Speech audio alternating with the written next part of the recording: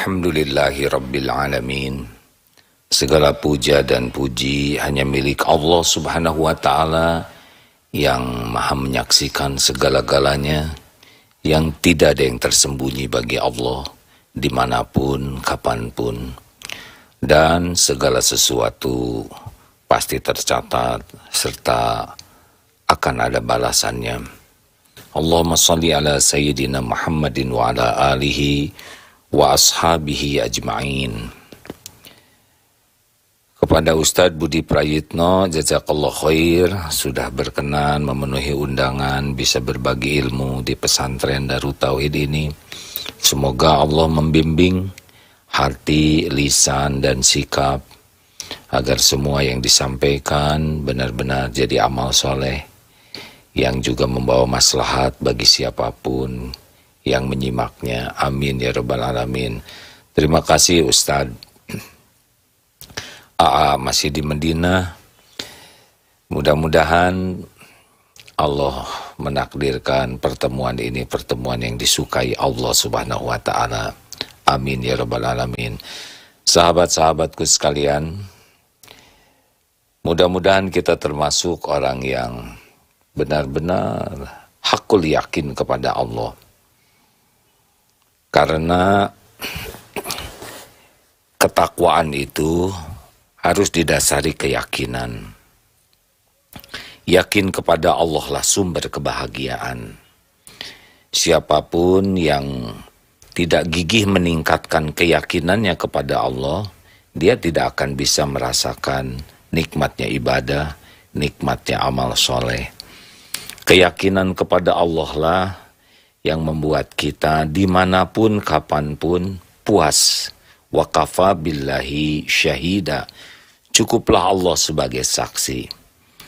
Di dalam surat Ali Imran ayat 5, A'udzu billahi minasyaitonir rajim.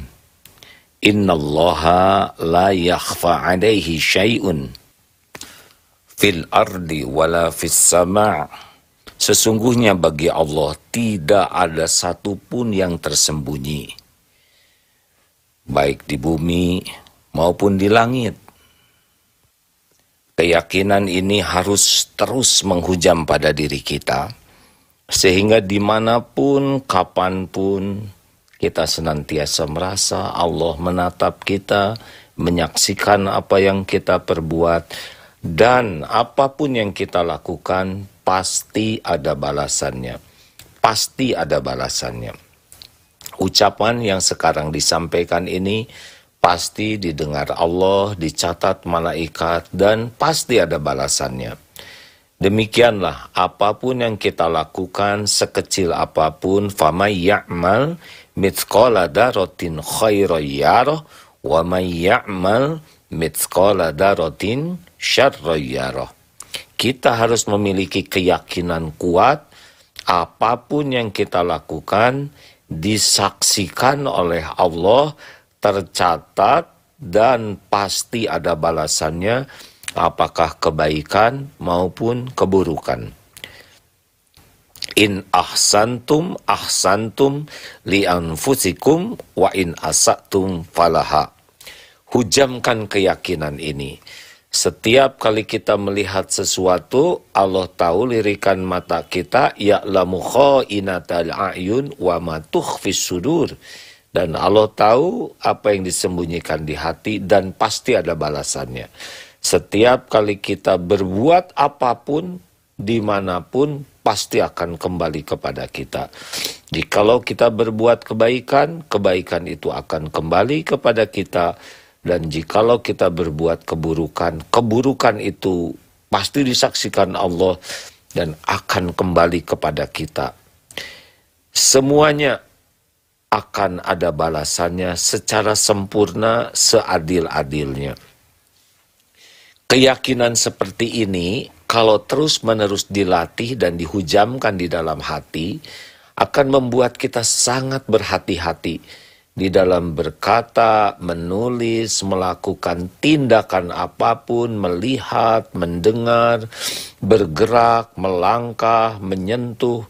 Karena semuanya ada dalam pengawasan Allah dan semuanya pasti kembali ke kita balasannya. Tidak ada satu patah kata pun yang kita ucapkan melukai hati orang lain.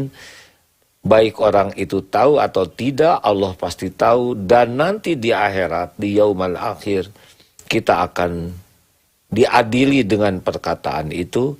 Kalau tidak beres di dunia dengan meminta maaf, maka pahala kita akan membayar dari perbuatan buruk kita. Kalau habis pahala, maka dosa orang tersebut akan dibayarkan yang sepadan dengan keburukan kita. Benar-benar setiap waktu kita akan menerima balasan dari kebaikan maupun keburukan yang kita lakukan. Ini sangat penting untuk disadari, insya Allah akan membuat kita jauh lebih berhati-hati, berpikir lebih keras, selalu memeriksa niat kita sebelum melakukan apapun, berikan jeda untuk meluruskan niat sebelum bicara, menulis, berbuat, bertindak apapun, sampai kita yakin yang kita lakukan ini niatnya hanya mencari keridhaan Allah, sampai kita yakin yang kita lakukan ini adalah perbuatan yang disukai Allah. Ini adalah sesuatu yang sangat penting dan harus menjadi bagian kesadaran kita setiap saat. Setiap kebaikan yang dilakukan dengan ikhlas, Allah tahu dan Allah mudah memberikan hadiah instan, yaitu sakinah di hati kita, tumaninah, nyaman, dan kita akan dibimbing oleh Allah untuk melakukan kebaikan-kebaikan lainnya. Memang kebaikan yang disukai Allah akan berbuah kemudahan melakukan kebaikan lainnya. Namun jikalau kita tergelincir, segera tobat, menghibah ampunan Allah dan berlindung kepada Allah supaya kita tidak melanjutkan keburukan, dan segera ganti dengan kebaikan, karena setiap keburukan akan menjadi kegelapan bagi kita, akan mendatangkan berbagai kesulitan, kepahitan, keruwetan dalam hidup ini.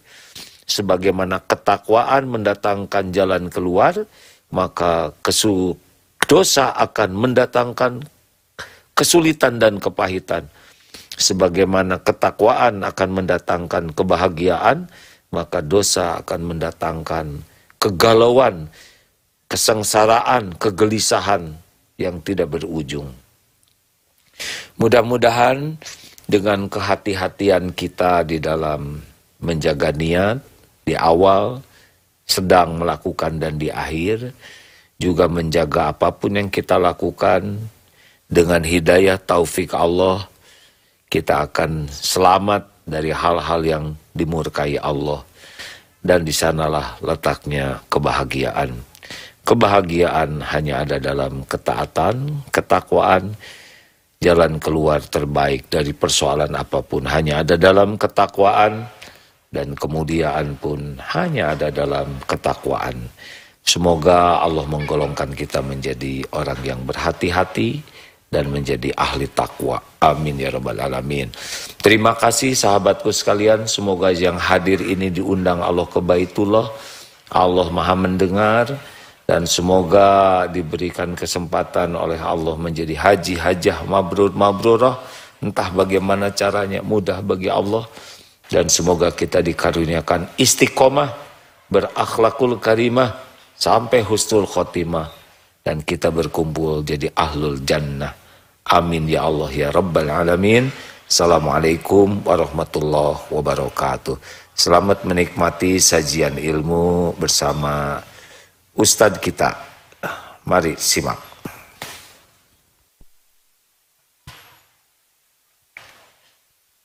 Assalamualaikum warahmatullahi wabarakatuh. Alhamdulillahirabbil alamin, wassalatu wassalamu ala asrafil anbiya'i wal mursalin. Allahumma salli ala Muhammad wa ala alihi wa sahbihi ajmain. Qala Allah ta'ala fi kitabihil karim, a'udzubillahi minasyaitonir rajim. Allazi khalaqal mauta wal hayata liyabluwakum ayyukum ahsanu amala wa huwal azizul ghafur. Wa qala Nabiyyu sallallahu alaihi wasallam, innamal a'malu binniyat. Sahabat-sahabat sekalian yang berbahagia, kita doakan guru kita Agim serta seluruh jamaah yang sedang melaksanakan ibadah umroh sehat, lancar, selamat, nikmat ibadahnya, dan insya Allah kembali ke tanah air dalam keadaan sehat, juga dengan umroh yang mabrur. Kita doakan juga jamaah haji yang tahun ini sudah keluar angkanya 49,8 juta yang reguler. Semoga mereka yang sudah terdaftar dan mau berangkat dicukupkan rezekinya, diberi kesehatan dan berangkat. Begitu banyak yang menantikan saat-saat berhaji. Yang sudah membayar sebesar 25 juta itu jumlahnya 5,3 juta orang. 5.300.000 jamaah kaum muslimin Indonesia setiap malam berdoa supaya diberikan segera kesempatan berhaji. Dari 5,3 juta itu terkumpul uang hampir sekitar 170 triliun. Mudah-mudahan makin pandai yang mengelola sehingga jamaah haji bisa lebih diringankan beban untuk biaya ibadah hajinya. Sahabat sekalian yang berbahagia,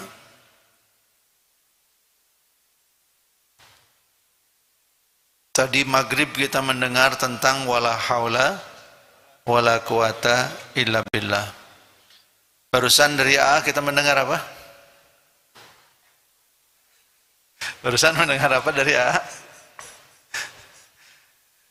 AA mengajarkan tentang bagaimana keyakinan kepada Allah yang sangat kuat itu yang akan membuat hidup kita penuh kebahagiaan.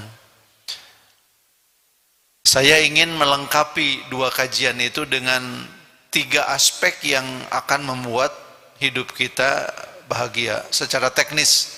Tadi itu lebih ke konsep wala haula wala quwata illa billah oleh Mama Khair dari Manon Jaya diterjemahkan tayadaya pikeun taat jeung tayadaya pikeun nyingkahan maksiat iwalku pitulung Allah. Orang ayeuna aya di dieu teh da ditulungan ku Allah, da mun teu ditulungan ku Allah mah bawa aya di tempat maksiat nauzubillah. Minimal kerek daker tiris disimbut minimal. Tapi ku kanyaah Allah pitulung ti Allah ayeuna orang aya di masjid. Abdi kabagian cumarios, ibu bapak kabagian ngupingkeun. Mau diteraskeun ku bahasa Sunda bisi teh aya nu teu ngartos. Ruming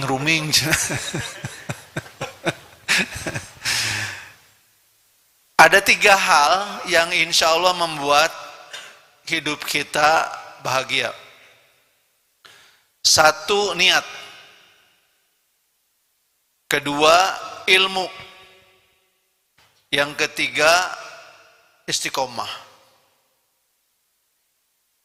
AA sedang umroh. Kalau kita tanya ke Agim, berapa kali umroh?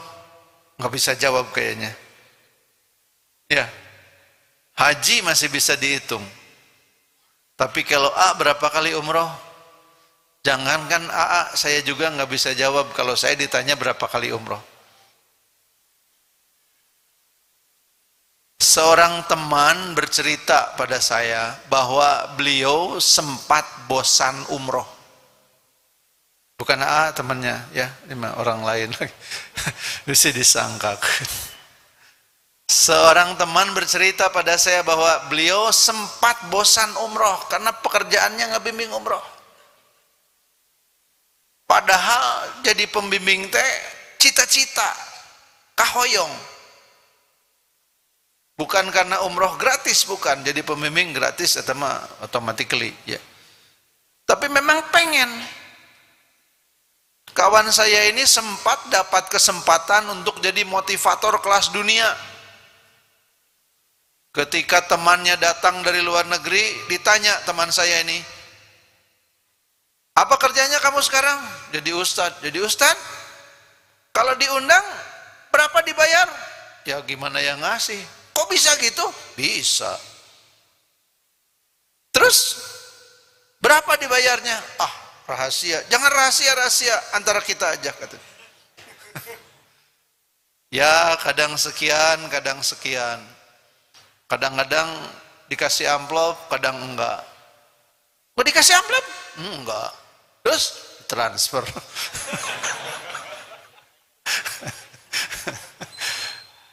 Bercanda aja kamu mah katanya. Tapi kayaknya honornya kecil katanya.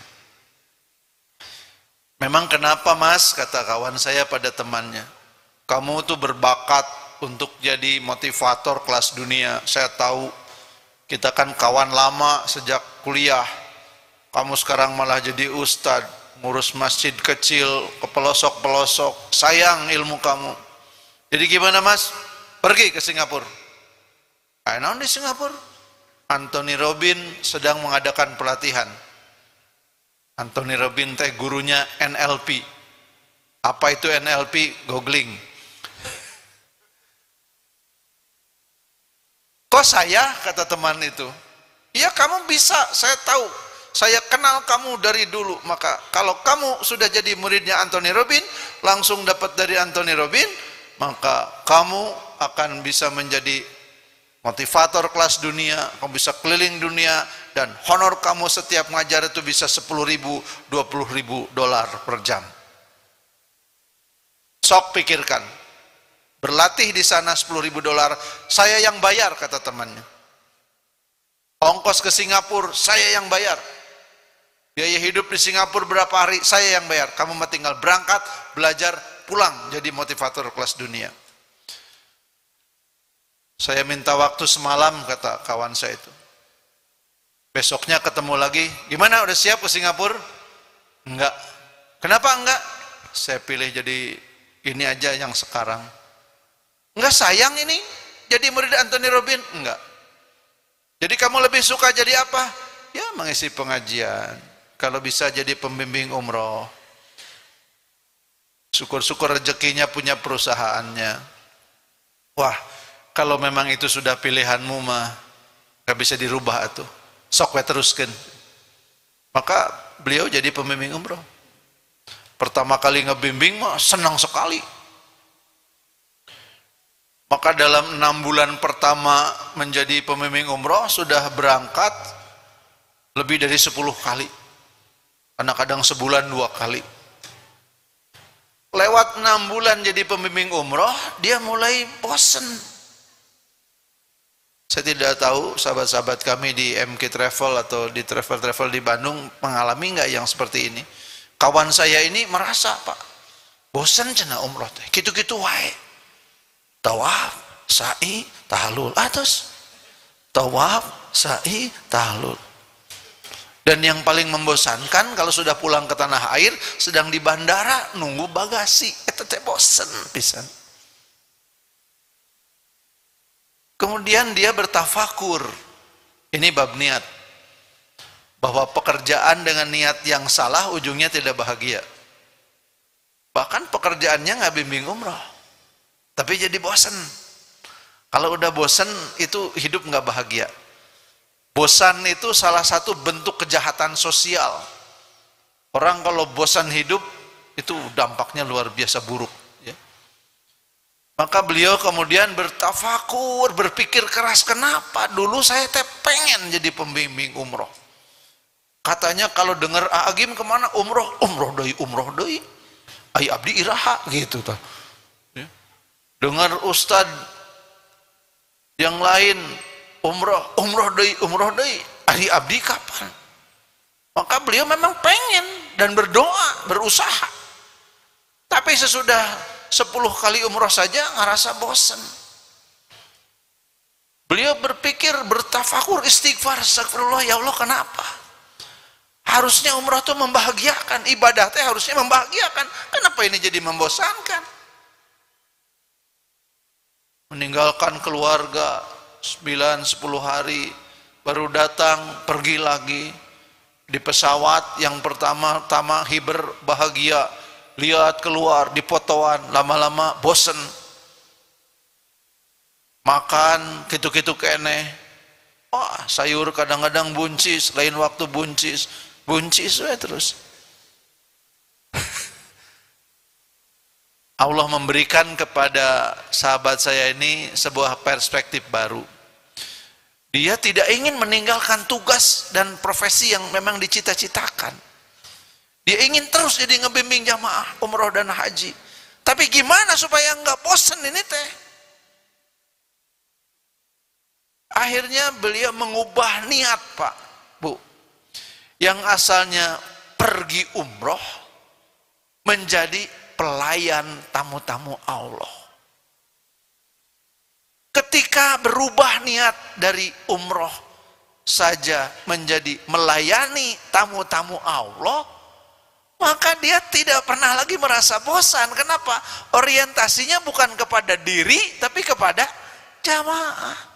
Yang dipikirkan bukan apakah saya bahagia atau tidak dengan pekerjaan ini. Yang dipikirkan bagaimana agar jamaah itu merasakan kebahagiaan dengan ibadah umrohnya.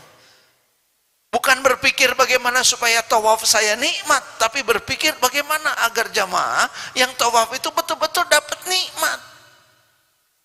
Memang jamaah kalau pertama kali ke Mekah pada umumnya tidak usah di papatahan oge cerik. Tidak usah ada sesi muhasabah, udah tinggali Ka'bah. Tapi kalau yang sudah berulang-ulang, atau kadang-kadang pergi dengan yang kedua, salah niat atau kurang ilmu, maka beliau kemudian memastikan bahwa jamaah yang mau berangkat tuh lebih dikenal. Kenapa ini pergi umroh teh aya naon? Ada yang karena nunggu waktu haji yang lama, ada yang pengen berdoa. Kenapa? Karena di multazam doa itu berlipat.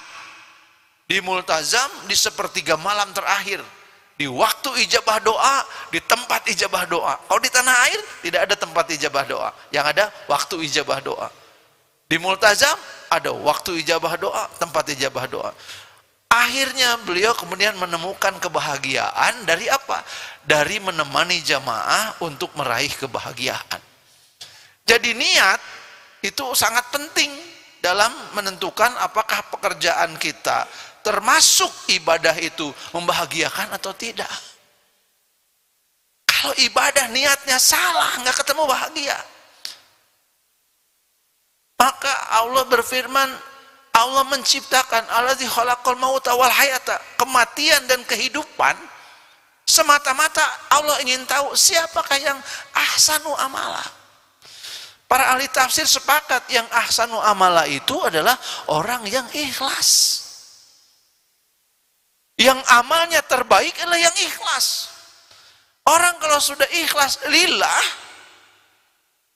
dalam kesehariannya berorientasi pada kemaslahatan umat, maka dia akan menemukan kebahagiaan jadi apapun. Tapi kalau tidak lillah, tidak karena kemaslahatan umat, karena untuk diri, untuk saya, gak akan bahagia. Yang ada capek.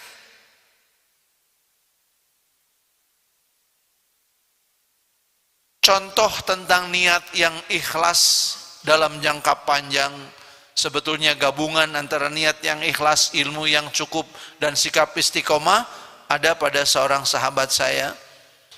Sahabat saya bernama Dadang. Kang Dadang itu ngajar di sebuah SMA swasta di Bandung. Sambil ngajar di SMA, beliau juga ngajar ngaji di LP, sebuah LP di Bandung. Tidak boleh disebutkan nama LP-nya, karena keterangan berikutnya 17 tahun ngajar didinya tidak dibayar. Kalau disebutin LP-nya pan kasihan ya. Jadi beliau ngajar ngaji di lembaga permasyarakatan itu 17 tahun hampir tidak dibayar. Tapi Kang Dadang ini, Ustaz Dadang ini terus saja ngajar. Kalau ditanya, Dang naik kanan ngajar ngaji didinya teu dibayar, karunya nu di jero tembok penjara cenah. Sudah majasadnya mereka sedang terpenjara, saya berharap hatinya tetap terbebaskan. Terus sampai akhirnya entah bagaimana caranya dan proses detailnya, tiba-tiba beliau dipanggil untuk ikut prajabatan. Padahal Dadang berkata, saya ngalereskeun, tidak mengurus proses untuk ikut prajabatan. Tapi panggilannya ada. Lengkap, namanya betul. Ini teh apa katanya?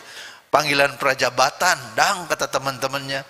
Lamun ikut eta beres kayak jadi pegawai negeri. Oh, gitu cenah. Iya. Berangkatlah prajabatan. Beres prajabatan, keluar SK.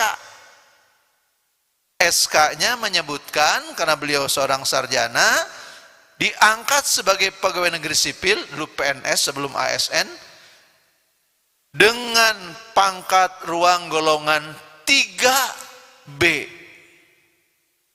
dan masa kerja 17 tahun. Jadi rupanya selama 17 tahun ngajar hampir tidak dibayar tuh ada datanya yang dimasukkan. Beliau mendapat pangkat yang lebih tinggi dari teman-teman seangkatannya plus masa kerja 17 tahun dan untuk yang ngerti saja dapat rapel. Ada yang ngerti rapel? Rapel gaji 17 tahun. Tapi apakah Dadang langsung menerima? Enggak. Iya artos naon cenah. Artos rapel dang. Rapel teh naon cenah. Rapel teh gaji yang disakaliguskeun. 17 tahun teh dibayar, tah ayeuna dibayarkeun. Moal naon ieu teh? Moal halal, halal. Bertanya ke kantor agama, ke Kementerian Agama, halal. Masih nggak percaya, bertanya ke kantor pusat di Jakarta, halal Pak, moal naon. Ini hak Bapak, ambil. Diambillah. Maka beliau kemudian menjadi seorang pegawai negeri sipil. Tugasnya penyuluh agama. Hobinya memandikan jenazah. Hobi. Karena beliau mah jam berapa aja ditelepon, ada yang meninggal, segera berangkat ngurus jenazah. Kenapa meniburu-buru? Ada yang meninggal tidak kenal waktu. Nah, meninggal mah kadang pagi, kadang siang, kadang malam. Kadang beliau baru datang jam 9 malam dari ngurus jenazah, jam 10 kirining deui, Ustaz pun Bapak ngantunkeun, belenyeng. Jadi sebagai penyuluh agama juga sebagai orang yang khidmat untuk memandikan jenazah. Karena itu beliau sering mengadakan training, ya, training mengurus jenazah, dan yang paling seru adalah ketika salah seorang peserta diminta untuk jadi model jenazah. Banyak yang nggak mau, sieun cenah. Padahal cuma jadi model jenazah. Tahun 2006 di halaman SMN Darut Tauhid, saya mendapatkan tugas dari Pak Wahyu. Pak Wahyu dulu Direktur MK Travel, supaya saya Budi Prayetno diminta untuk jadi pembimbing. Nah saya kurang cenah pembimbing. Kan Ustadz udah pernah haji, udah berapa kali? 2 kali, udah berangkat. Paspornya mati, ya dihidupkan. Di antara jamaah yang ikut dengan saya, ada Dadang itu. Padahal jamaah yang dibimbing itu waktu itu adalah jamaah yang mendapat hadiah dari, sebutin boleh ya, Telkomsel. Kalau Telkomsel denger, sing infak ya ke dia. Dipromosikan. Jadi waktu itu Telkomsel memberikan hadiah 45 hadiah. 43 untuk jamaah, 1 pembimbing, 1 untuk siapa aja. Dititipkan ke MK Travel. Yang 1 untuk siapa aja diserahkan ke Agim. Kata orang Telkomsel, kumaha AA, buat siapa aja. Buat AA juga boleh, kata Agim. Oh enggak, masa saya, izin atuh. Buat yang lain aja. Diserahkan kepada Ustadz Bukhari Muslim, Ketua Dewan Masjid Indonesia Kota Bandung. Pak Bukhari, Pak Kiai, nih ada hadiah umroh. Kata Pak Bukhari, jangan saya tuh, izin. Nanti mentang-mentang jadi ketua Dewan Masjid, dapat umroh gratis, malu katanya. Buat siapa tuh Pak? Buat orang yang ikhlas dina ngajalankeun tugas. Siapa Pak? Murid saya. Siapa? Dadang katanya. Jadi waktu itu teman-teman dari MG Travel mendatangi beliau, Pak Dadang hari Ahad ke Gasibu, Agim mau silaturahmi. Ayah naon katanya, silaturahmi aja. Oh iya, tapi bawa KTP. Bawa KTP? Ya, ya bawa aja KTP. Baik, saya datang, kata Dadang. Datanglah Dadang itu ke Gasibu. Kemudian dari panggung di Gasibu diumumkan, yang bernama Dadang Komarudin silahkan naik ke panggung. Wah, bawa KTP Pak? Bawa. Oh betul Pak Dadang. Bapak mimpi apa tadi malam? Enggak. Enggak mimpi? Enggak. Enggak mimpi digigit kuda? Enggak. Emang kenapa kata Pak Dadang teh pakai catanya mimpi? Pak, kata panitia teh, ini ada umroh gratis dan sudah sepakat Agim dan Kiai Haji Bukhari Muslim yang akan berangkat dapat hadiahnya adalah Bapak. Berapa kali kita ikut undian tapi teu bebenangan. Aya hadiah belanja ke toko, aya kupon usian meni khusyuk. Nomor KTP, nik, alamat, nomor telepon, bismillah, la haula wala quwata illa billah. Hasbunallah wa ni'mal wakil, ni'mal segala doa keluar. Dipanggil? Henteu. Dadang mah teu ikut undian dapat. Jadi kalau ikhlas itu akan mendapat balasan bahkan jauh dari yang bisa dibayangkan. Berangkatlah kami berumroh bulan April 2006. Berangkatnya tanggal 21 April, harinya hari Jumat. Ketika bis berangkat dari sini, saya nangis. Pak Dadang ningalikeun, kenapa Ustadz nangis? Ini 21 April, harinya hari Jumat lagi. Memang kenapa katanya? Ini tanggal dan hari ibu saya wafat, kata saya. Ibu saya wafat 21 April tahun 89, bertepatan dengan 15 Ramadan, hari Jumat pukul 1:15 dini hari bulan Ramadan. Jadi saya berangkat umroh dengan kenangan kepada ibu.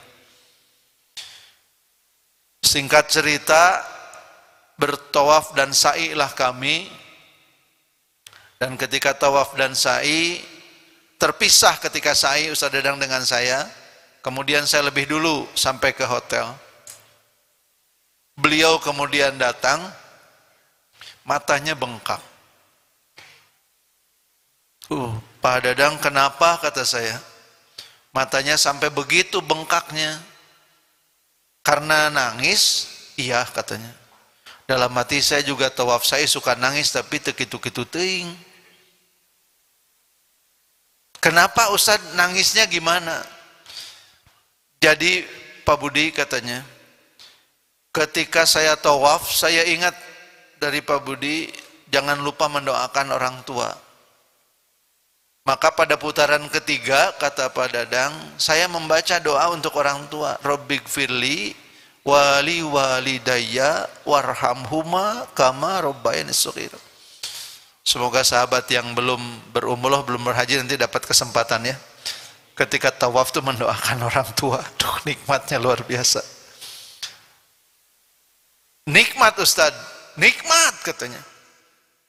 Terus ketika saya membaca doa itu, kemudian saya tengadah dan lihat kiri kanan, ternyata seluruh wanita yang ada di Masjidil Haram yang saya temui, wajahnya berubah jadi mirip wajah ibu saya, katanya. Saya tahan supaya tidak nangis. Makin saya tahan, makin kuat. Maka saya teringat, kata Dadang, ketika ibunya mau meninggal, ibunya berkata begini, Dang, kamu mah pasti ke Mekah. Padahal dulu saya tidak kebayang saya bisa ke Mekah, katanya. Uang dari mana? Kami miskin. Di antara saudara-saudara saya lah yang disekolahkan ke perguruan tinggi, saudara saya yang lain enggak. Karena orang tua saya miskin, ayah saya tukang cukur di Bank Bayang, ibu saya tidak bekerja. Tapi ibu ketika mau meninggal, di hari ibu mau meninggal, saya menunggui, kata Dadang. Ibu berkata, Dang, kamu pasti ke Mekah.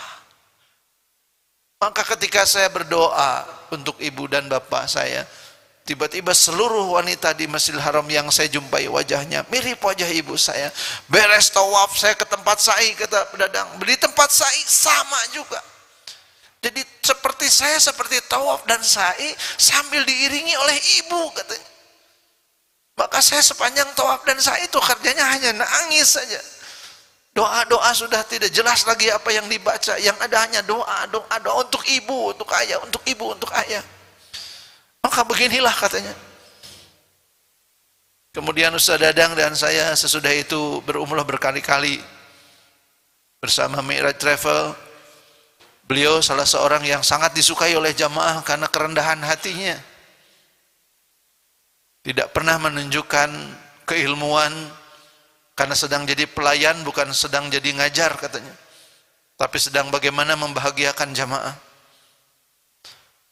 Sampai kemudian pada tanggal 25 Mei tahun 2022 sekitar pukul 20 saya mendapat WhatsApp dari seorang jamaah. Penerbangan dari Jeddah menuju ke Jakarta, pesawat sedang ada di atas Pulau Sumatera. Jamaah itu memberi kabar kepada saya bahwa Ustaz Dadang pingsan. Beberapa hari sebelumnya Ustaz Dadang membawa rombongan jamaah. Ketika pulang umroh di atas Pulau Sumatera, Ustaz Dadang diberitahukan kepada saya beliau pingsan. Diberikan pertolongan oleh para dokter yang ada di situ. Pukul 21 jamaah itu juga kirim kabar lagi pada saya bahwa Ustaz Dadang meninggal. Dan kemudian pada jamaah bercerita, Ustaz Dadang waktu itu memberitahu pada sahabat, pada jamaah yang lain, kita sudah ada di atas Pulau Sumatera, nanti baru tiba di Cengkareng pukul 23, untuk melaksanakan sholat langsung tidak mungkin, pemeriksaan imigrasi dan lain sebagainya, kita sholat maghrib isya di pesawat, di jamak qashar. Beliau pun kemudian sholat maghrib, kemudian isya. Beres sholat isya, masih kelihatan Ustaz Dadang berzikir. Tapi kemudian tiba-tiba kepalanya terkulai. Dan jamaah di sebelah menopang, megang, kelihatannya beliau tidak berdaya, dicari dokter. Jadi Dadang wafat ketika sedang berzikir, habis sholat sepulang umroh. Jadi kalau niatnya ikhlas, itu balasannya tak terbayangkan gitu. Maka yang pertama akan membuat hidup kita atau amal kita bahagia atau tidak sampai ke akhir itu, niatnya harus lurus dulu, lillah. Apapun yang dikerjakan. Jadi istri berat nggak bu? Berat. Kedengaran, berat. Jadi istri, jadi ibu, berat nggak bu? Berat. Sampai-sampai yang belum pernah jadi ibu membayangkan repotnya jadi ibu, memutuskan child free. Namanya Gita Saf, seorang selebgram. Sokwe pilari. Berkerudung loh. Tinggal lama di Hamburg di Jerman. Punya anak mempercepat tua. Nanti banyak kerutan-kerutan. Badan jadi lebih cepat gemuk. Riweuh punya anak mah. Tidur bakalan kurang. Kalau anak sedang sakit. Jadi dia tidak mau punya anak. Saya tidak tahu apakah Teh Gita itu mau nikah atau enggak. Atau curang dia, nikahnya mau, punya anaknya enggak mau. Ini kan pertama niatnya salah. Yang kedua pasti ilmunya kurang. Karena yang namanya kebahagiaan itu bahkan bisa didapat dalam keriuhan. Ustaz bawa anak ke sini ya. Repot, anaknya tidur harus dipangku. Orang lain mah bebas, Ustaz pangku. Nanti pulang kalau anaknya bisa tidur digendong, sendalnya dicarikan. Tapi bahagia gendong anak. Anak ada di pelukan kita tuh, itu teh nggak bisa didapat oleh mereka yang tidak punya anak. Dan Teh Gita tidak tahu betapa ngenesnya orang yang ditakdirkan tidak bisa punya anak. Seorang wanita yang ditakdirkan tidak punya anak, saking ngenesnya sampai bertanya begini pada saya, Pak Budi, apa Allah tidak percaya pada saya? Saya tidak bisa punya anak, apakah Allah tahu bahwa saya tidak akan jadi ibu yang baik gitu? Sehingga saya ditakdirkan tidak punya anak. Sampai begitu nangisnya gitu. Jadi niat itu penting sekali. Satu hari saya mendapat kabar dari seorang teman bahwa istrinya meninggal. Saya bergegas dengan istri saya menjenguk ke rumahnya. Rupanya kami datang terlalu pagi. Sampai di sana jenazah masih di rumah sakit Al-Ihsan di Bale Endah. Kawan saya pun masih di sana mengurus jenazah istrinya. Hari itu saya harus pergi keluar kota, jadi saya pamit pada keluarganya, tidak bisa ikut ke pemakaman dan tentu saja tidak bisa ikut ke rumah sakit. Insya Allah saya akan datang kembali selesai urusan saya di luar kota. Berapa hari kemudian saya datang lagi ke rumah kawan saya. Saya bilang, nyonya sakit apa? Kata kawan saya, istri saya nggak sakit, Bud. Tidak ada riwayat sakit apapun. Terus ya tiba-tiba ngedrop dan dibawa ke rumah sakit. Beberapa hari meninggal. Terus kedahana kitu qadarullah. Tapi Bud, yang bisa didongengkan mah bukan meninggalnya cenah, tapi prosesnya. Prosesnya bagaimana? Ketika alat pencatat denyut jantung sudah lurus dan saturasi oksigen istri saya sudah drop, dokter dan perawat mengatakan istri bapak sudah meninggal. Saya pegang tangannya dengan penuh kasih dan kemudian saya bilang pada istri saya, Umi syahadat. Itu rata. Tapi ketika saya bilang pada istri saya, Umi syahadat, istri saya ngejawab, asyhadu an la ilaha illallah wa asyhadu anna Muhammad Rasulullah. Umi syahadat, sekali lagi menjawab lagi, asyhadu an la ilaha illallah wa asyhadu anna Muhammadar Rasulullah. Matanya sudah terpejam, tapi masih ada suara yang berdesis, suara syahadat. Ketika dia bilang sekali lagi, dokter perawat, Pak, terus ngantunkan, mari kita rawat istri bapak. Dimandikan, dikafani, dibawa ke masjid di rumah sakit Al-Ihsan. Bud, kata kawan saya, ketika kami mau masuk membawa jenazah ke masjid rumah sakit, ternyata masjid sudah penuh yang akan menyolatkan. Saya baru sadar belakangan bahwa yang memenuhi masjid itu tingginya rata, bajunya putih semua. Kami sampai sulit masuk, harus ke pinggir. Tapi 2 saf di depan dikosongkan. Maka pengantar jenazah keluarga sholat di 2 saf di depan. Begitu beres sholat, Bud, saya salam ke belakang, yang baju putih itu tidak ada semuanya. Saya tidak tahu siapa mereka.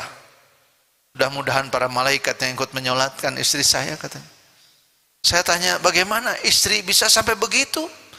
Istri saya mah, katanya, saya keurus, anak-anak keurus, orang tua saya keurus, orang tuanya keurus, semua kageroh. Dan tidak pernah ada keluh kesah dari istri saya dalam menemani kehidupan saya, dalam mengurus anak-anak, mengurus orang tua saya, mengurus orang tuanya sendiri. Istri saya urus semuanya, insya Allah dengan penuh keikhlasan. Kan cita-cita kita begitu, Pak. Di dunia kita jalani semua dengan penuh keikhlasan. Ketika wafat kita dalam keadaan husnul khatimah, mengucapkan kalimat la ilaha illallah. Jadi yang ikhlas seperti istri kawan saya ini mendapatkan banyak kebaikan sampai akhir hayat. Yang ikhlas seperti Ustaz Dadang mendapatkan kebaikan sampai akhir hayat. Saya punya kawan usianya mungkin ada 6 tahun di bawah saya, tapi akhlaknya luar biasa. Imron namanya, panggilannya Yeye. Ya, panggilan masa kecil kan kadang-kadang begitu. Ya. Namanya Imron, dipanggil Yeye. Imron anak yang soleh, Salah satu ciri kesolehannya adalah sangat santun kepada ibunya. Imron adalah putra pasangan Ustadz Yunus Anis dan Ibu Dedeh Saudah.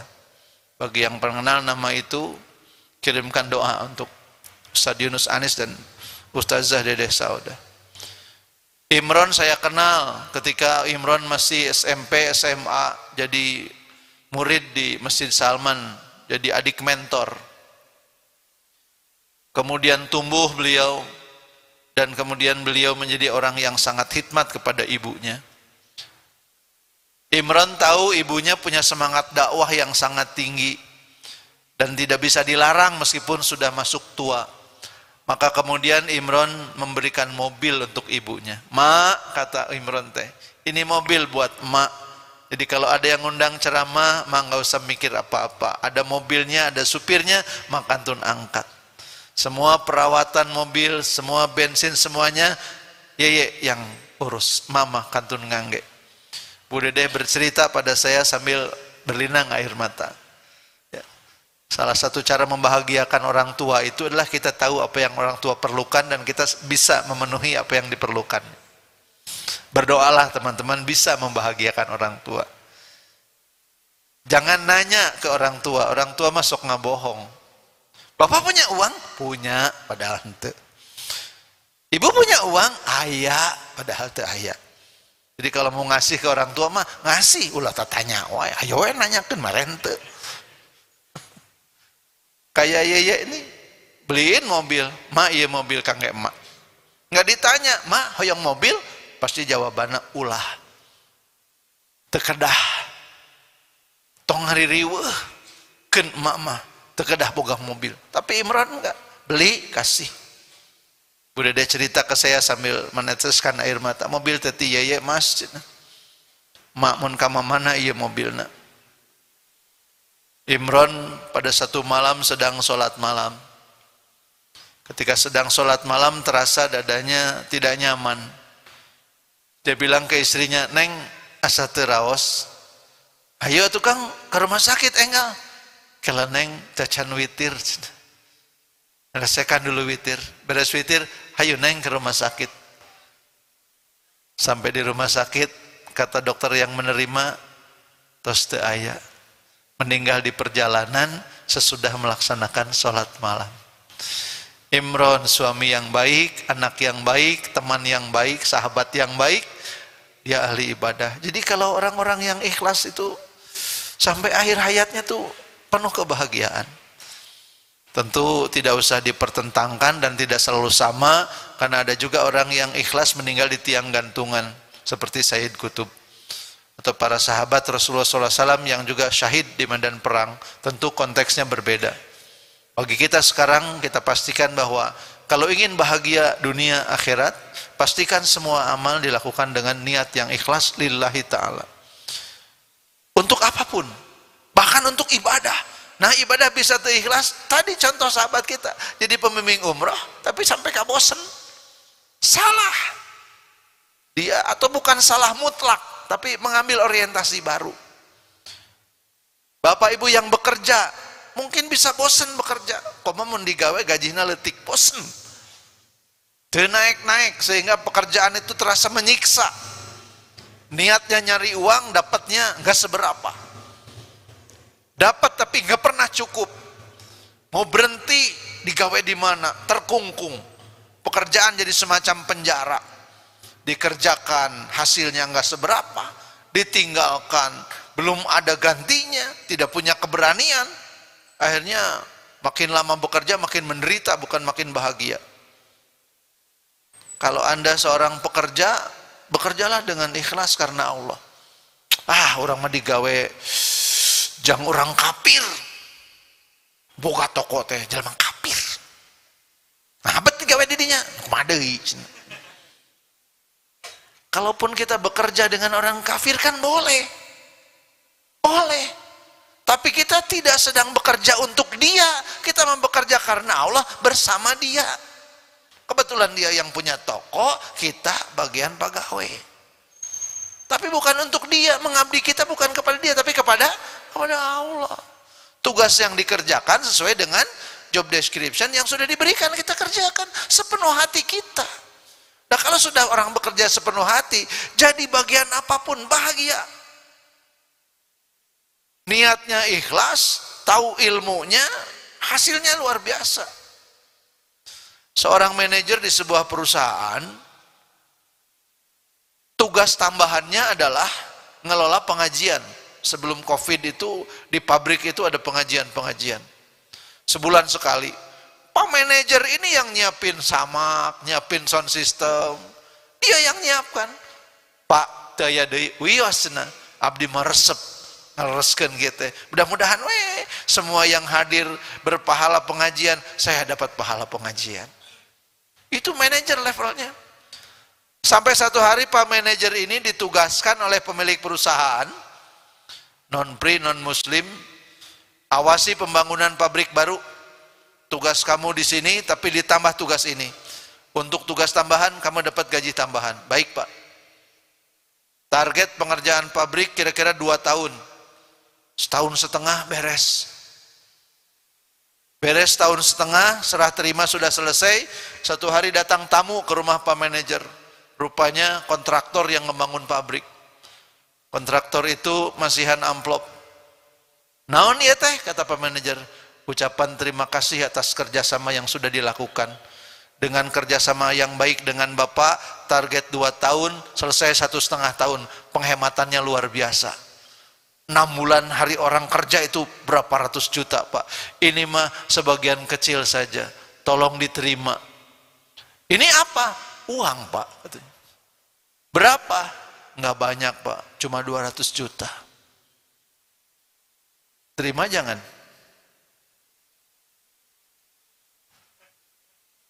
Terima jangan Pak? 200 juta nggak minta. Dianterin. Iya mah ucapan terima kasih. Berapa? 200 juta. Akhirnya oleh manajer yang soleh itu diterima. Saya terima kasih, saya salaman. Pulang kontraktor itu. Besoknya Pak manajer masuk ke ruang direktur utama dan berkata, Pak Dirut saya mau lapor. Lapor apa? Kemarin kontraktor ke rumah. Aya naon? Ngasih uang. Berapa? Ini 200 juta. Terus kenapa dibawa ke kantor? Kan itu membuat kamu. Asa nggak pas katanya. Kan saya ngurusin gedung jadi pengawas, dapat honor tambahan dari bos. Terus kontraktor bilang ini keuntungan, kayaknya ini lebih tepat untuk keuntungan perusahaan. Jadi ini saya balikin ke bos. Oh, ya udah tuh gitu mah kata bos teh nuhun. Hari itu Pak Dirut memanggil para pemegang saham dan mengadakan rapat karena beberapa hari sebelumnya GM di perusahaan itu mengundurkan diri. Semua sedang berpikir apakah ngambil dari luar atau memilih di antara manajer yang ada. Tapi hari itu Pak Dirut sudah tidak punya pilihan lain, saya sudah punya pilihan. GM saya adalah manajer yang tadi pagi mengembalikan uang 200 juta. Hasil keputusan direksi diketok, keluar SK-nya, manajernya dipanggil. Saudara diangkat menjadi GM. Pak, kenapa saya? Saya S1, yang lain banyak yang S2. Saya pribumi, yang lain banyak non-pri. Kejujuran kamu, keikhlasan kamu dalam mengerjakan tugas-tugas dari kantor, semuanya menjadi nilai lebih. Kamu pantas mendapat promosi jabatan. Kamu kembalikan uang 200 juta dan kamu berkata itu tidak pantas buat kamu, ini lebih pantas untuk perusahaan. Niatnya ikhlas, ya. Dia tidak mengembalikan uang dengan harapan Suganwe jadi GM, Suganwe jadi enggak ada. Dia mengembalikan saja. Jadi meluruskan niat itu penting dalam hidup. Jadi suami yang baik mudah-mudahan seperti Imron. Jadi istri yang baik mudah-mudahan seperti istri teman saya itu. Wafat dengan mengucapkan 2 kali kalimat syahadat. Imron meninggal ketika sudah melaksanakan sholat malam. Ustaz Dadang meninggal pulang umroh sedang berzikir usai sholat maghrib dan isya di pesawat. Saya jemput jenazah beliau ke Cengkareng pukul 10 malam. Sampai di Cengkareng pukul 1 jenazah sudah siap, kembali lagi ke Bandung dengan ambulan. Pukul 3, setengah 4 sudah sampai di rumahnya dan jamaah penuh menunggu kedatangan Ustadz. Kemudian diluruskan, dimandikan dan diantar, jenazahnya diantar oleh ribuan orang. Hidup di dunia hanya sebentar, maka kita pastikan dalam setiap yang kita kerjakan niatnya ikhlas karena Allah, dengan ilmu yang cukup, dan lakukan dengan istiqomah. Kalau niatnya lurus lillah, ilmunya cukup, kemudian istiqomah dikerjakan, insya Allah bahagia dunia dan akhirat apapun yang kita kerjakan. Bapak dan Ibu, sahabat sekalian yang berbahagia, jangan hidup dengan mengukur nasib kita dengan nasib orang lain. Tong ngabandingkeun nasib diri jeung nasib batur. Masing-masing tos aya takaranana. Ada yang cepat lulus, lambat nikah. Ada yang lama lulus, cepat nikah. Ada yang cepat nikah, lama punya anak. Ada yang lama nikah, tiba-tiba kembar 3. Ya. Tiap orang sudah ada takarannya masing-masing.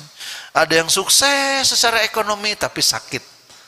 Ada yang hidupnya pas-pasan tapi jag-jag jabarwog. Hidupnya pas-pasan tapi jag-jag jabarwog. Disuguhan temeakeun. Alhamdulillah. Nu baleunghar hese dahar. Ieu nu kekurangan, aduh ya Allah ini ningali teu pikabitaeun. Sangu ya pinu ukur jeung lauk asin sepat, sambal, kurupuk, lalap, brudei ditambahan. Jadi Bapak Ibu sekalian, sahabat rahimakumullah, mudah-mudahan kita jadi hamba-hamba yang ikhlas. Jadi apapun kita, kalau sudah niatnya ikhlas, hidup kita berarti. Kalau sudah hidup berarti, itulah yang bahagia. Happiness itu diawali dari meaningful life. Bahagia diawali dari hidup berarti. Jadi santri pakai shawl, ini kudu seragam hejo juga di panti asuhan wae gitu tuh.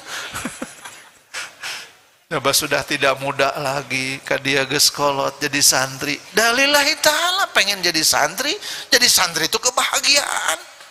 Jadi santri mana Darut Tauhid. Tuh ditaroskeun ge ngadongeng, lihat teh itu pimpinannya Agim didirikan tahun berapa. Wah, ngadongeng padahal teu ditaros. Enggak bahagia, ya. Tapi kalau tidak bahagia ditanya kerja di mana? Eta, di mana? Eta di dinya. Bagaimana pengkolan? Jadi naon di dinya? Cacing cau. Jadi cacing cau. Saking tidak senangnya kerja di situ, ya. Jadi luruskan lagi niat bahwa kita bekerja itu mencari nafkah itu boleh. Boleh bekerja untuk mencari uang itu boleh. Barang siapa bekerja keras mencari nafkah untuk dirinya sendiri agar tidak jadi peminta-minta, dia seperti sama nilainya dengan orang yang berjihad fisabilillah. Barang siapa bekerja keras mencari nafkah untuk mengurus anak istrinya, memberi makan keluarganya, dia seperti orang yang berjihad fisabilillah. Barang siapa bekerja keras mencari nafkah untuk ngurus orang tuanya yang sudah renta, dia setara dengan orang yang fisabilillah. Boleh bekerja mencari uang itu boleh. Nanti kata Nabi kalau pulang kerja capek, badan sakit, ketika kau baringkan badan di pembaringan dalam keadaan lelah, pada saat kau merasakan lelah itu, Allah sedang mengampuni, menggugurkan sebagian dosa-dosamu. Islam memandang pekerjaan sebagai sebuah nilai juang dalam kehidupan. Kalau kita bekerja karena Allah dan tahu nilainya fisabilillah, kita akan siap bekerja. Belajar jadi santri lillahi ta'ala, alhamdulillah. Di foto nanti kenangan 10 tahun lagi ini saya lagi jadi santri. Saya ketemu dengan Ustadz Kondang di Cimahi, Ajengan Aep. Saya datang berkunjung ke pesantrennya yang begitu megah, santrinya. Ada jangan Aib di sini? Wah, jangan-jangan ada ini yang bereaksi atau ini dari Baitul Ihsan bukan? Jangan Aib cerita, dulu Pak Budi katanya 10-20 tahun yang lalu saya aya di pojok Masjid Darut Tauhid. Kalau Bapak ceramah saya ngedengerin cina. Dan beliau sangat ikhlas jadi santri. Sekarang jadi ajengan pengurus MUI Kota Cimahi. Pesantrennya ada di Cimahi, ada juga di Banjaran. Jadi kalau sudah dikerjakan dengan ikhlas, berarti peran jadi santri teh bismillah. Jadi apapun kita, kalau kita merasa berarti positif, insya Allah mengantar kepada kebahagiaan. Saya teh lupa lagi, selesai teh jam 9 atau jam 11 ya. 11? Oh 9. Tuh nggak ada yang jujur. Mudah-mudahan sahabat sekalian dan senantiasa dalam lindungan Allah Subhanahu wa taala. Senantiasa ada. Oh ya. Ya. Ini ada yang mau ikrar Islam. Allahumma sholli ala Muhammad. Ya Rabbi salli alaihi wasalli. Allahumma salli ala Muhammad. Ya Rabbi balighul wasilah. Sahabat Denis Syukur mana? Denis yang akan ikrar Islam, mangga ke depan Kang. Berdiri atau duduk ini teh?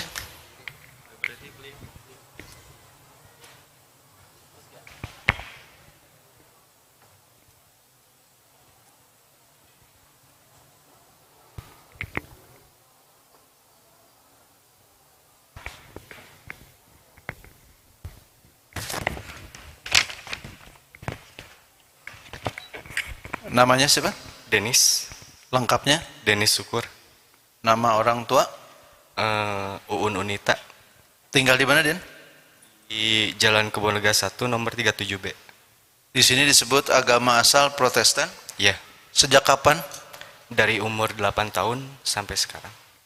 Emang keluarga dari keluarga Nasrani?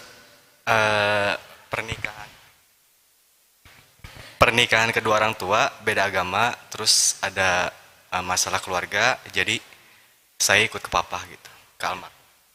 Kenapa mau masuk Islam? Dari niat sama dari hati sendiri sih. Dari niat sama dari hati sendiri karena sebelumnya juga kan udah muslim. Dari bayi sampai 8 tahun, cuman karena ada masalah keluarga jadi ke Bandung, disekolahin di sini, jadi ikut ke keluarga papa Chinese. Ya. Dan mulai hari ini Denis akan kembali kepada Islam. Insya Allah. Tidak ada paksaan. Tidak ada paksaan, tidak ada suruhan dari siapapun. Apa yang membuat Denis yakin Islam itu agama yang paling benar? Sebenarnya kalau misalkan ajaran dari kecil, dari bayi sampai umur 8 tahun itu masih memori ada gitu, kayak ngaji, sholat gitu kan. Terus tiap dengar sholawat kayak tenang gitu ke hatinya tuh gitu ya, sampai kayak tentram gitu Pak. Sok atuh. Ya Nabi Salam alaika, ya Rasul salam alaika, ya Habib salam alaika, salawatullah alaika. Ya Nabi salam alaika, ya Rasul salam alaika, ya Habib salam alaika, salawatullah alaika. Satu hal yang kita jadikan pelajaran penting, usia 0 sampai 8 tahun, usia awal adalah saat paling baik untuk menanamkan memori-memori terbaik kepada anak-anak. Maka tanamkanlah. Denis mengingat betul usia sampai 8 tahun. Sekarang usia berapa? 28. Jadi 20 tahun dalam informasi agama yang lain, tapi dikalahkan oleh 0 sampai 8 tahun. Ikhlas kamu masuk Islam, Teden? Ikhlas. Siap? Siap. Walaupun nanti jadi susah. Sebenarnya nggak ada yang susah sih kalau niatnya benar gitu. Lamun susah, lamun jadi susah siap. Kalau jadi susah sih, ya siap, siap, Siap jadi susah. siap insya Allah. Saya tidak akan janji kalau kamu sudah jadi muslim jadi senang. Ada buktinya banyak orang Islam yang susah. Ya nggak apa-apa, itu kan udah rezekinya, udah ada yang ngatur. Udah ngatur. Siap ya? Siap, Siap. insya Allah. Alhamdulillah. Baik, kita saksikan saudara kita Denis yang insya Allah sebentar lagi akan bersyahadat ya. Kita doakan, mari kita doakan sebelum beliau bersyahadat agar betul-betul bersih hatinya dan kemudian istiqomah di dalam Islam ya. Jaga Den ya, ketika kamu sudah bersyahadat, saya tidak akan banyak menitipkan apa-apa, teman-teman dari DT nanti akan bisa membimbing. Tapi Denis titip jaga kehormatan sebagai muslim dan jaga perilaku sebagai muslim. Kepada orang tua yang agamanya bukan Islam tetap hormat, tidak boleh ada rasa benci ya. Kamu harus tunjukkan bahwa seorang muslim adalah orang yang akhlaknya baik, bahkan kepada mereka yang agamanya berbeda dengan kita. Kita tidak punya rasa benci, justru harus sayang. Mudah-mudahan dengan Islamnya Denis menjadi pembuka keluarga Denis yang lain juga tertarik. Kamu harus jadi duta Islam di dalam keluarga kamu. Berdiri aja ya. Ini pegang ke tangan kiri. Salaman ya. Mic-nya dekat. Bismillahirrahmanirrahim. Bismillahirrahmanirrahim.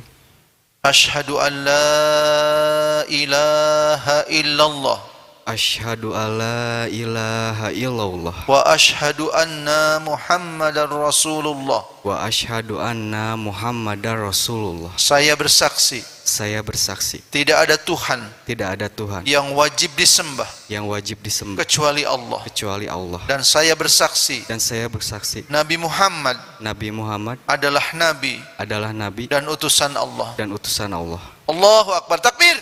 Allahu Akbar. A'udzubillahi minasyaitonirrajim. Bismillahirrahmanirrahim. Alhamdulillahirabbil alamin. Hamdan naimin, hamdas syakirin, hamda yuafi ni'amah wa yukafi mazidah. Ya Rabbana lakal hamdu kama yanbaghi li jalali wajhikal karimi wa azimi sultanik. Allahumma salli ala Muhammad wa ala alihi wa sahbihi azmain. Allahumma ya Rabbana ya Rahman ya Rahim. Saksikanlah seorang hamba-Mu Denis Syukur hari ini telah kembali ke pangkuan Islam. Jadikanlah dia seorang muslim yang baik ya Allah. Jadikanlah dia ahli zikir, jadikanlah dia ahli ibadah, dan jadikanlah dia seorang laki-laki yang baik. Jadikanlah seorang hamba yang baik, dan jadikanlah dia tetap menjadi anak yang baik bagi orang tuanya.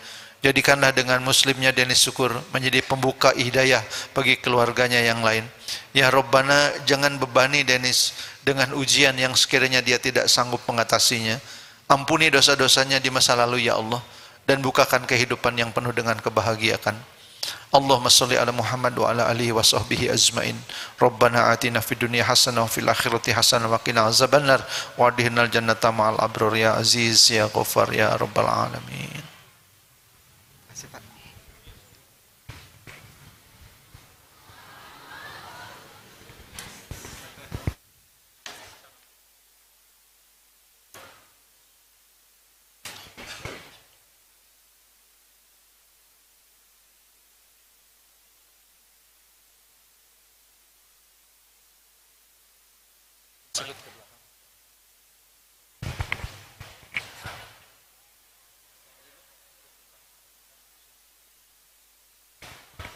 Sahabat sekalian yang berbahagia, baru saja kita saksikan ikrar Islam sahabat Denis Syukur.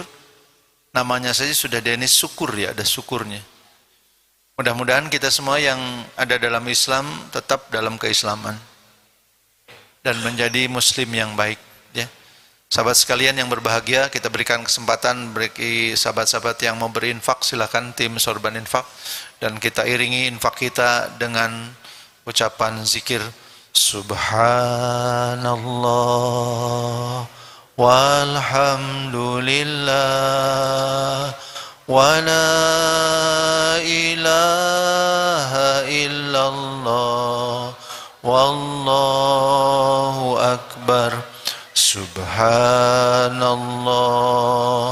walhamdulillah wa la ilaha illallah wallahu akbar. Subhanallah walhamdulillah wa la ilaha illallah wallahu akbar. Subhanallah walhamdulillah wa la ilaha illallah wallahu akbar. Subhanallah walhamdulillah wa la ilaha illallah wallahu akbar. Subhanallah walhamdulillah wa la ilaha illallah wallahu akbar. Subhanallah walhamdulillah wa la ilaha illallah wallahu akbar. ولا حول ولا قوة إلا بالله العلي العظيم. اللهم صل على محمد وعلى آل محمد. اللهم صل على محمد وعلى آل محمد. اللهم صل على محمد وعلى آل محمد. اللهم صل على محمد وعلى آل محمد. اللهم صل على محمد وعلى آل محمد. اللهم صل على محمد وعلى آل محمد كما صليت على إبراهيم وعلى آل إبراهيم وبارك على محمد وعلى آل محمد كما باركت على إبراهيم وعلى آل إبراهيم في العالمين إنك حميد مجيد. أعوذ بالله من الشيطان الرجيم. بسم الله الرحمن الرحيم. الحمد لله رب العالمين الرحمن الرحيم مالك يوم الدين. إياك نعبد وإياك نستعين. اهدنا الصراط المستقيم صراط الذين أنعمت عليهم غير المغضوب عليهم ولا الضالين. آمين. Alhamdulillahi Rabbil Alamin. Hamdan naimin, hamdan syakirin, hamdan yuafi ni'amah wa yukafi mazidah. Ya Rabbana lakal hamdu kama yanbaghi li jalali wajhikal karimi wa azimi sultanik. Allahumma salli ala Muhammad wa ala alihi wa sahbihi azmain. Allahumma salli ala Muhammad wa ala alihi wa sahbihi azmain. Allahumma salli ala Muhammad wa ala alihi wa sahbihi azmain. Allahumma ya Rabbana zalamna anfusana wa illam taghfir lana wa tarhamna lanakunanna minal khasirin. Ya Allah, ya Rabbana, ya Rahman, ya Rahim, yang maha mendengar, yang maha melihat, yang maha menatap, yang maha mencatat, yang maha melihat dengan penuh kasih, yang membelai dengan penuh kasih sayang. Kami hamba-hambamu yang lemah dan hina ini, ya Allah, datang menyerahkan diri kami kepadamu. Karena sesungguhnya tiada daya dan upaya yang bisa kami lakukan kecuali dengan kuasa-Mu. Wala haula wala quwata illa billahil aliyil azim.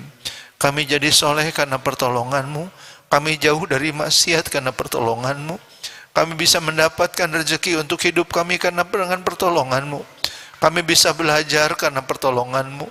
Kami bisa mendengar karena pertolongan-Mu. Kami bisa melihat karena pertolongan-Mu.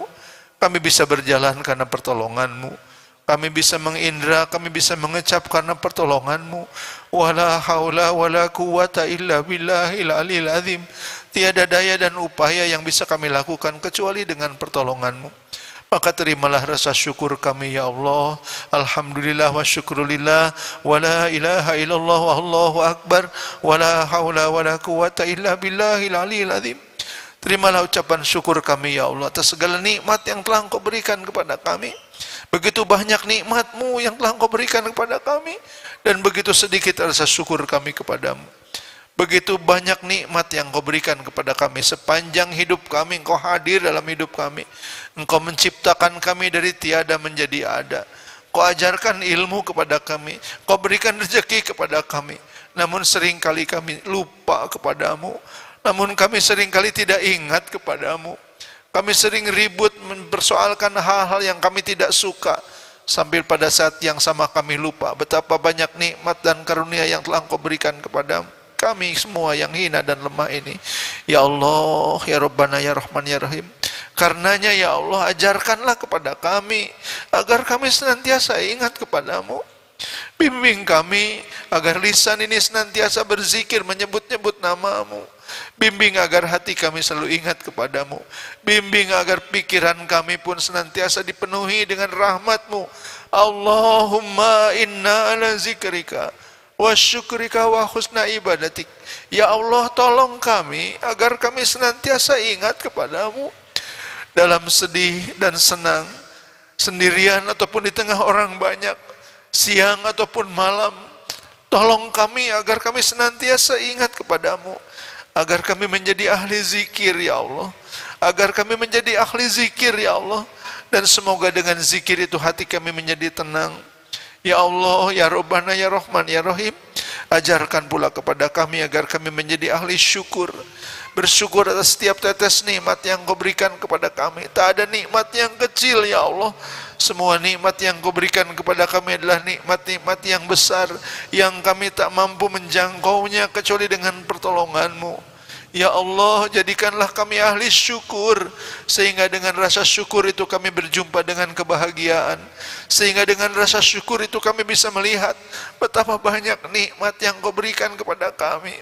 Ya Rabbana, ajarkan pula kepada kami agar kami menjadi hamba yang pandai beribadah dengan sebaik-baik penghambaan kepadamu.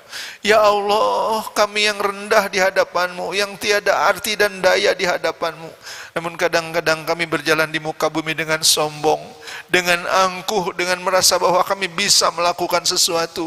Ya Rabbana, mampukan kami menjadi hamba yang senantiasa beribadah dengan sebaik-baik penghambaan kepadamu. Dan terimalah ibadah-ibadah kami ya Allah.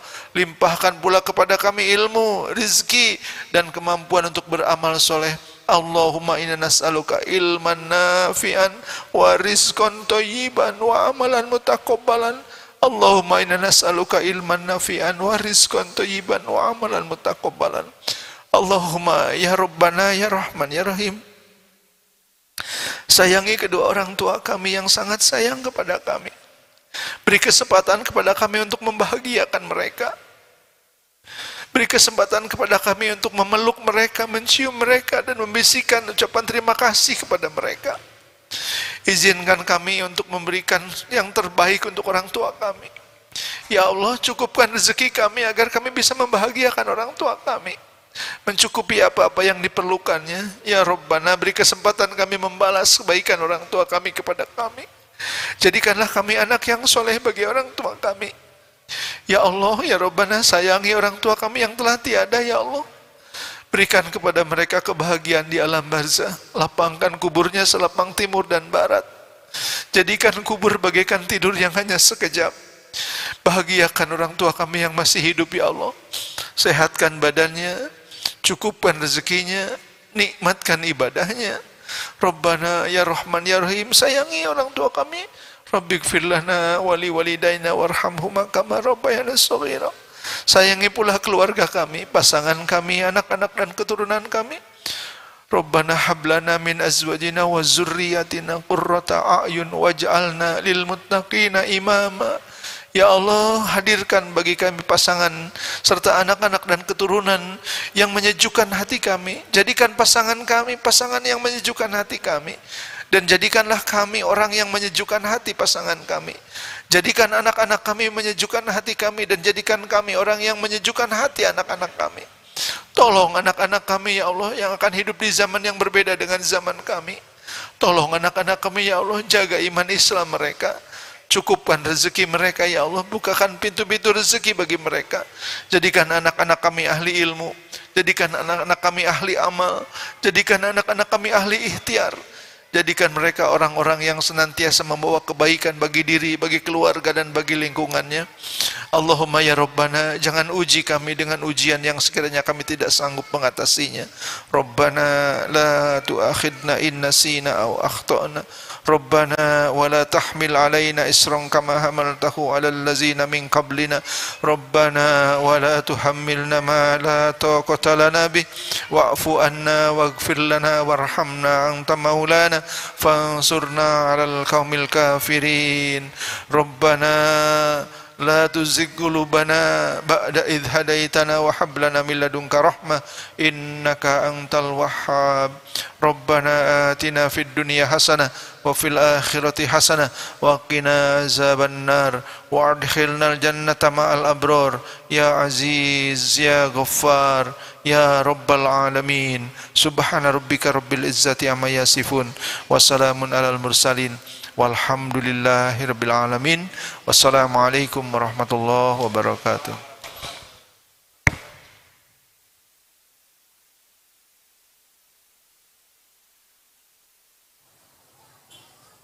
Kita tercipta untuk saling berbagi, untuk saling merangkul, untuk saling bermakna bagi semua insan. Dengan bisa sekolah, kita bisa berbagi kebaikan dengan mewujudkan harapan mereka untuk terus melanjutkan pendidikan. Insya Allah, setiap ilmu yang mereka amalkan akan menjadi amal jariah untuk kita semua. Terima kasih kepada donatur dan orang tua asuh yang telah berdonasi melalui DT Peduli sehingga saya bisa sekolah di SMA Aske Islamic School. Alhamdulillah kami bisa sekolah. Bersama Bisa Sekolah, kita tingkatkan mutu pendidikan anak Indonesia.